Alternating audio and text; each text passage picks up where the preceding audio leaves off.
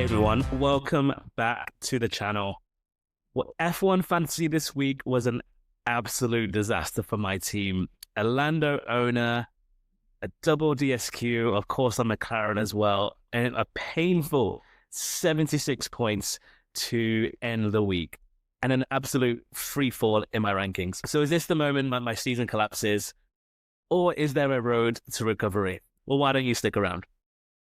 So as you can see, here is my team up on screen with Lando, 2x, George, Pierre Gasly, Hadjar, and Ocon.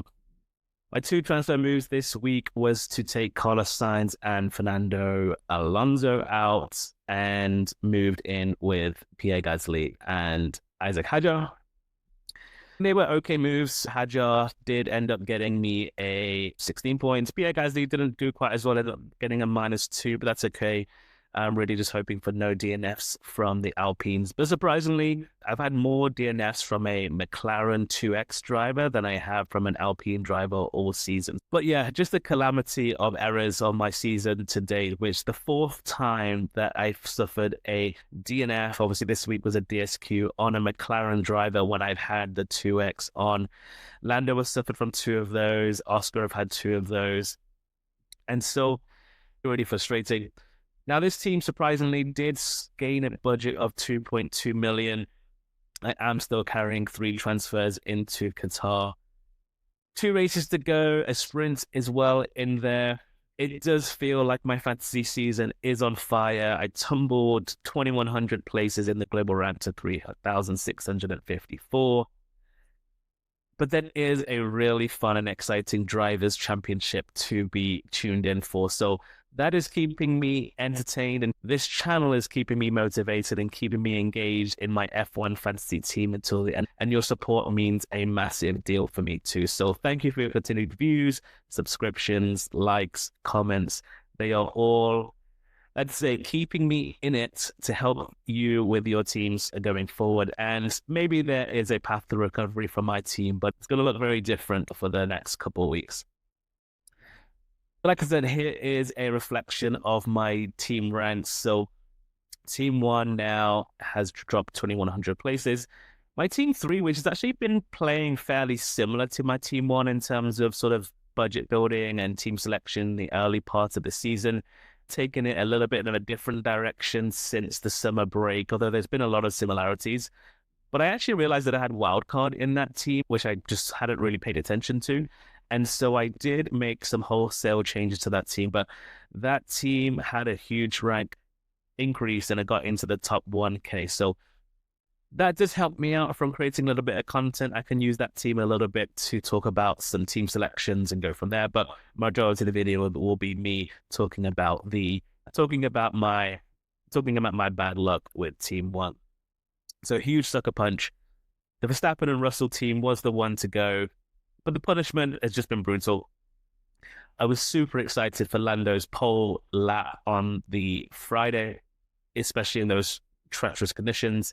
When you consider a lot of fantasy owners moved to Max Verstappen due to risk of rain, it was Lando that came out on top. So as a Lando owner, super happy with that. I can see why he aggressively defended Max into that first corner. Obviously, not as much grip on that inside line. And to be honest, at that point, his race was over. Now, would it have always ever been that case? We know with these plank issues, they were running a very risky, low ride height, and ultimately they got penalized for it. Who knows, maybe nothing would have changed from the outcome, nor could any practice results, nor could anything really predict some issues there. So we are now moving into the final part of the season. The drivers and constructors are all heading back out to the Middle East for the final 2 races of the season, starting with Qatar this coming weekend, the second part of the triple header. It is a sprint weekend, so also remember that we have slightly different lock-in times for this week. We have practice coming up on Friday morning, my time, 6:30 in the morning in Mountain Time. Sprint qualify will happen soon after that. So only again 1 free practice session for the teams to understand how their cars are performing at the track. We have the sprint on Saturday morning for me at 7 o'clock in the morning, qualifying it at later on at 11. Once again, team lock-in will happen before the sprint. So 7 a.m. on 29th of November is when we have to have our teams locked in. And the race Sunday morning for me at 9 o'clock. And let's take a look at the weather this coming week. And what we're seeing is generally it's going to be clear, expecting it to be dry across all three sessions. Probably going to be in the low 20 degrees Celsius, 23 to 24.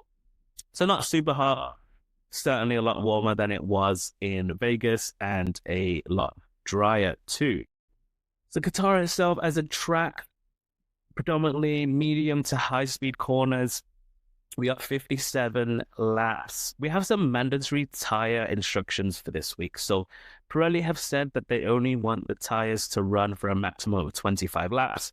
Considering it's a 57 lap race, that's going to mean that you're going to need 2 pit stops at minimum.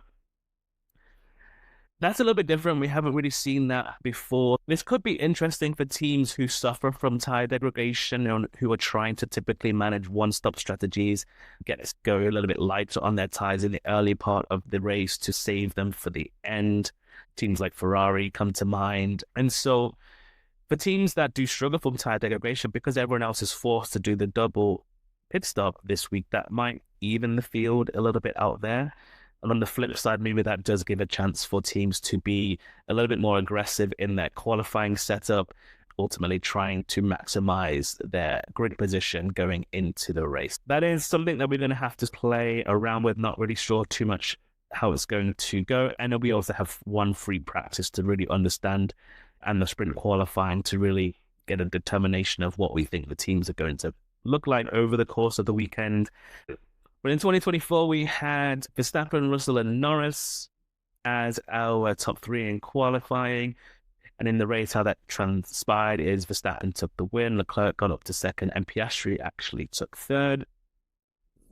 However, in the sprint here last year, McLaren took the 1-2 with Russell in 3rd, followed by both Ferraris and Hamilton. So a little bit of mixed success from all sort of the 4 teams there, McLaren in the sprint, Red Bull in the race, Ferrari in both. So maybe there is some element to suggest Ferrari could do well here. I know that's pretty crazy to say with all their current form, but we'll get into them a little bit later on.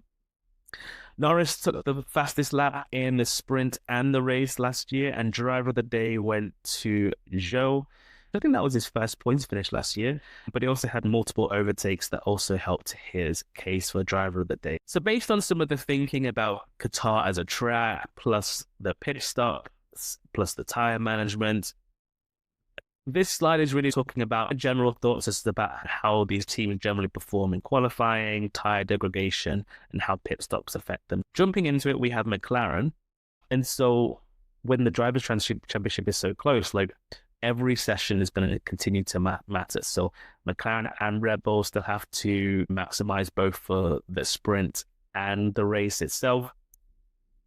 We know McLaren have a strong in qualifying all year. They don't really suffer too much from tire degradation, but their dominance in that car isn't as strong as it was earlier on in the season. The car development seems to be halted. Other teams have caught up. And as we're seeing, they are starting to have some issues with things like plank height and things like that. Red Bull Racing, we know that Max is Max. He's just doing some godly things right now. And no matter what the circumstances, no matter what data you could put in front of him, there's almost certainly guaranteed top performances coming from Max.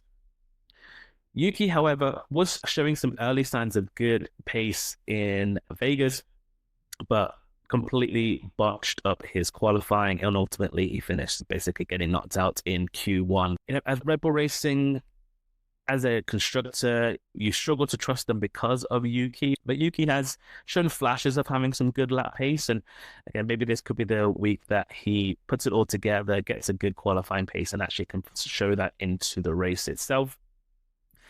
But Red Bull Racing, I think, actually are probably one of the teams that benefit the most from this forced pit stop position, purely because they get one extra 2 pit stops coming out of the summer break itself. Red Bull have basically won 5 out of the last 10 fastest pit stops. So on hot form, and give them an extra couple of attempts at getting the fastest pit stop, I think they are going to be a really strong constructor to have for that reason. Mercedes continue to be strong all round, qualifying, race position. Kimi's looking completely comfortable now in that car, and they are improving. Ferrari, we know that typically over the weekend, they can sometimes start out hot in FP1, FP2, but then don't tend to sync things up for FP3 and the qualifying position. A lot of issues on getting tires up to the temperature, getting the right balance. So probably a lot of still unknowns from us as the community as to why that happens, but maybe more so affecting them in places like Vegas, night races, where the temperatures are a little bit cooler. So when they struggle to get their tires up to temperature, they struggle more so than the other teams. So perhaps looking to a place like Qatar, again, slightly warmer, 23, 24, could things be a little bit more favorable for them? Definitely something I'm thinking about. And again, Ferrari, another constructor that have had some great success with their pit stops more early on in the season. Really looking back, they've only won one fastest pit stop since the summer break, and that was in Zandvoort in round 15. For the first 10 races, they essentially took 7 out of the first 10. So they got the history for it. Are they due for another fastest pit stop? We will have to see. So what does that sort of mean for my team then? McLaren as a constructor, Piastri's got some really poor form. I'm looking at sort of Lando and Max. There's some chance for high risk driving. So McLaren may be a team that I might be looking to move out. It sounds really crazy, but again, looking for differentials, it may be someone that could be at risk if I feel like there's a better opportunity to make some points up. Mercedes, a very safe hold for me. They've got great form. Russell and Kimi Antonelli looking like they are two of the strongest drivers in the games right now. And with transfers being a premium, I do have 3 going into this week. Not a huge priority for them to move out. Similar to Russell in my team, again, I like having Russell in my team right now. He is owned at 67.4%, so a widely owned asset. But I am expecting there to be a change in Russell ownership this week. I believe that teams with more budget now may be starting to look into Norris and Verstappen type teams, which is a great team.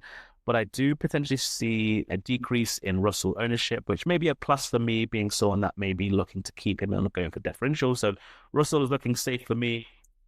Lando is also someone that is safe for me. I think they're looking at the elite data now and looking at the beginning of the week. We had basically a 50-50 split between Verstappen owners and Norris owners. Now that this race week is done and the points have been calculated, those in the top 500 now have basically almost 90% Verstappen ownership, and Norris ownership has dropped down to 15%. If you are a Norris owner, you are most likely outside of the top 500 right now. And if you are a Verstappen open, you have a very good chance of being in the top 500 ownership. And so there is going to be some shift in what that looks like after the end of sprint qualifying. Our team's going to be scared off from Norris due to bad luck. Are we going to see enough in one practice session plus sprint qualifying to want to trust Norris again? But I think for those teams that have high budget, Verstappen, Norris may be quite a tempting team for those, which means that assets like Russell are going to drop in ownership. So Russell and Norris right now are safes, and that could change closer to deadline. Gasly, a very highly owned asset at almost 70%. He is someone at risk for me because I'm looking for differentials now.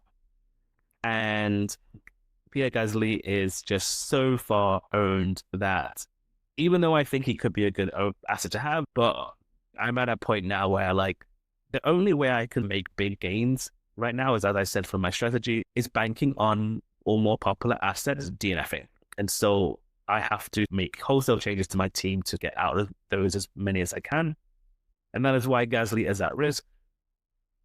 We have Hadjar at 55% owned, so not as highly owned as Gasly. Potentially could be someone that could see an increased ownership this week because of good performances recently and for his price bracket. But again, from a transfers perspective, would it be enough of a priority for me to change? At this point, I would say no. And Ocon at 11% owned, another differential that has been performing well, has been doing quite decently for me over the last 2 weeks. So that would look like a safe option for me. Okay, so I have to talk strategy now. And looking at my team, because of that huge rank from dropping down from 1500 to 3500s. I have to play against the grain. There is no two ways about it. If I follow the meta team or the popular teams this week, my rank is going to stay fairly stable. It's not going to massively improve. It's not going to massively decrease. It's just going to stay around there. And beating Mike of last year of 124 is well out. That is not on the table right now. I have to shoot for top 1K, and the only way I can shoot for top 1K is to really go against the grain. And so my strategy for my team 1 is going to look probably a lot different to my strategy for team 3, because I have to try to guess what the field is doing and not fully go against it. Although there could be some argument for that, like I could fully go against everything. Just know that there's probably not much strategy analysis to go with that, other than it's going to be, if I avoid the big owned assets, especially those that are on the 2X, I'm playing right now for the fact that whoever is going to be the most popular 2X for the next 2 weeks, I have to go against it and hope for the DNF, because I have to get some of these points back. I've suffered from enough bad luck from my 2X DNF. And especially this week, when we do have 30% of the top 500 still having their 3X chip. And this is the week that they're going to use it. It is a sprint weekend. It is the last sprint weekend of the year. If you can afford it, a lot of teams who would have been building for this type of team, whereas they are going for a Max and Lando 3X, 2X, they can debate which 3X and 2X they want to put it on. With their 2 premium constructors, are probably some are going to go McLaren, Mercedes, some are going to go Red Bull Racing and Mercedes. So this is probably going to be the most highest scoring team on paper, should everything go correct to plan. But the 3X and the 2X chip does allow for something is to happen. This is going to be the week that I'm going to be able to take advantage of. So I'm almost expecting a 3X on Max, a 2X on Lando, and the debate right now for my team is considering, do I avoid both of those assets and look for slightly different differentials and basically hope that there's some sort of DNF, DSQ, ultimately because Max and Lando are battling for the title. This is on the line right now. Like I said, we have some decisions to make this week. So free practice 1, sprint qualifying, may just lead me into a situation where if I think Max and Lando are going to be the most popular, the most fastest, and I'm just basing it based on who do I think is going to qualify the best or has the best part of winning. For me, I could just make 3 simple moves. It would be taking out Russell, putting in Max, probably looking at taking McLaren out, throwing in Red Bull, giving me 5.3 million in the bag, which means taking out Gasly and finding someone like a Liam Lawson, a Fernando Alonso, or a Colapinto. Now, when we look at those 3, they're all fairly low-ish owned. All 3 of those, I would be okay to run, especially Racing Bull assets, such as Liam Lawson. Liam Lawson adds a car job. They had Q3 performances in Vegas. They both seem very comfortable in the car. Liam Lawson's very racy. He's very clumsy is my only issue with him, although he seems to cause other people to have DNF. So he obviously knows how to hit his car into other cars without damaging his own, but he does tend to lose in a lot of places. I do find him risky, but again, Fernando Alonso at 4.5 million now is at the price floor, qualifies well. Could Aston Martin just take advantage of qualifying well and then managing the race pace through that extra pit stop? I do like the idea of that. And obviously this sort of puts me in a position where I take out McLaren as a constructor, a slight differential from more popular teams. But yeah, that's something that I'm looking into for this team. But again, I don't love it because, again, Lando and Verstappen, again, like as a simple team, do I think this team will probably score well this week? It has a very good chance to do that. I think this will be quite a popular team that 3X teams will be following. Yeah, I could be following the 30% that has the 3X and trying to follow what they would do. But obviously, so for me at 138 million, there is a lot of budgets that can afford this. And a lot of these budgets are going to be ahead of me in the rankings. And so it doesn't really give me any major chance to have a huge upgrade in my rank. Where I can maybe see some rank gains is really, I think Mercedes, a second constructor that is highly owned, at least they'll be like over 95% owned, I would imagine. And so they have been really doing well. And maybe this is a bit of a blind side that people are looking at the Russell and Kimi thinking, okay, we don't need to worry too much about that. Call me crazy. But the team that's not owned, or the team that people are going to be moving away from the most, is a Ferrari team. Now, there really is no science behind this other than Ferrari have done okay here in the last couple of years. I'm maybe banking on the fact that it's a little bit warmer. Their tire degradation issues could be neutralized a little bit by the pit stops. They do bring pit stop bonus points, as I talked about a little bit earlier on. But a situation like this, like I've got two different constructors here, a Red Bull, a Ferrari, Alonso. So that's my sort of 3 free transfers. And then I have 26.8 million in the bank. So again, this could leave me with keeping with Russell. Like I said, if Russell's ownership drops and I stick with Russell and he does well, then I could throw him with that. Again, I wouldn't even have enough here at this point to even have an Oscar Piastri in too. So avoiding the McLaren constructor is probably not the best. Miss out on some qualifying points for getting into Q3. But if they are looking sort of good, I don't expect them to get much overtake points as well. They're getting the overtake points themselves there. But again, a differential. This is playing on the fact that a team like this is looking at basically like Mercedes having a poor weekend. So, suffering 1, if not 2 DNFs over the course of the sprint, qualifying, and race. So this is where a team could look to improve from there. I don't think this team can get me into McLaren. No, I'd have to drop down. How would I even get to there from here? Can I even get to a 4A position? Not with this current lineup. I guess I could get into an Antonelli. So a team like this would look at, if I'm running a team like this, it's banking on the fact that Max is going to have a DNF or Russell's going to have a DNF, and I can avoid those 2 options. And again, Verstappen and Russell, 2 popular assets. Red Bull Racing, Mercedes going to be 2 popular assets. So this is where I'm thinking about where am I going to get differentials from. Of course, I could also, if I look to save a bit of money from elsewhere, if I'm going with the Ferrari constructor, picking one of the Ferrari drivers, then this sort of leaves me in a position where, I could probably fit in sort of something like this. So here I've got 1, 2, 3, 4 transfers. So it'll cost me a -10 to get into this team. And I'd be okay with that at this point. Talking about transfers, would you take a -10? Would you take a -20? Even up to a -30? I think my team this week has shown you, right, that if you pick the wrong team and you get that double DNF, DSQ, like I lost ultimately over 150 points to other teams this week. So if I'm considering that, I'm trying to play this strategy right now, almost to the point where I have to like almost envision that over the next 2 races that the more popular assets are going to DNF. And so if it's going to cost those teams 40 points, 40 points or more, then there is argument to say, yes, you could take -10, -20 points if you're going for 4 differentials. I want to make that point. If you're going for differential teams that you're banking on the fact that the popular teams are DNF, then I do think it's fine to take transfers of -10 for sure. -20, yes.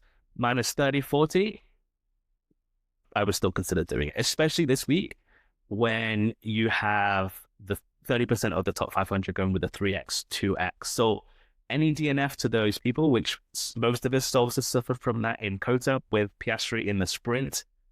So 100% penalties for transfers is fine right now.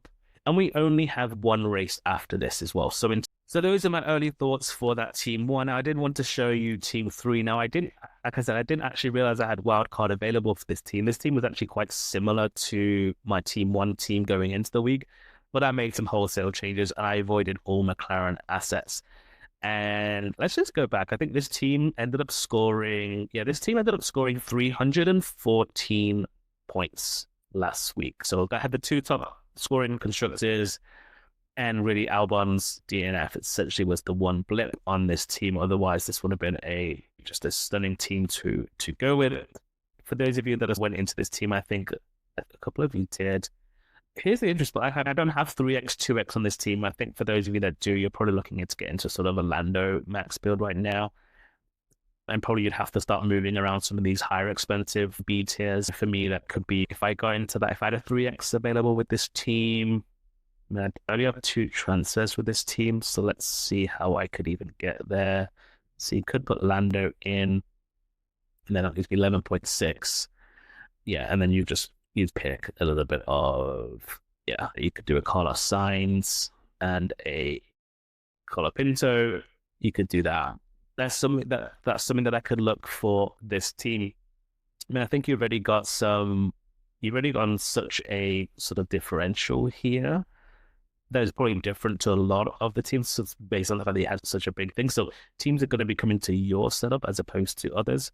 But yeah, that's simply a simple of even actually just even getting into that type of team, right? With that of taking out Kimi, putting in George, taking out Alex. Actually, could even do that right now, right? So instead of taking Yuki out for Colapinto, and that gives me a George Russell Colapinto build, which is pretty decent. So yeah, it really goes it's a team like this is really just coming down to do you plug into a McLaren, and get some McLaren assets back into it, play the field a little bit on getting these assets in. So thanks again for watching, guys. I hope you have a good week, and catch me on Twitter for my thoughts following sprint qualifying. Catch you on the next one.